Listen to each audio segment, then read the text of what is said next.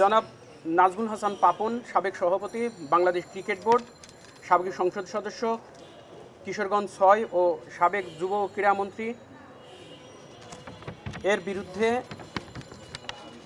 20,07,41,012 টাকা জ্ঞাত আয় বহির্ভূত সম্পদ অর্জন করার অপরাধে দুর্নীতি দমন কমিশন আইন 2004 এর 27-1 ধারা এবং 1947 সালের দুর্নীতি প্রতিরোধ আইন এর 5-2 ধারায় এবং 20টি অ্যাকাউন্ট এর মাধ্যমে ঘুষ দুর্নীতির মাধ্যমে অর্জিত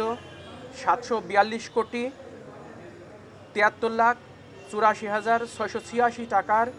সন্দেহজনক লেনদেনের অপরাধে মানি লন্ডারিং প্রতিরোধ আইন 2012 এর সংশ্লিষ্ট ধারায় একটি মামলা রুজুর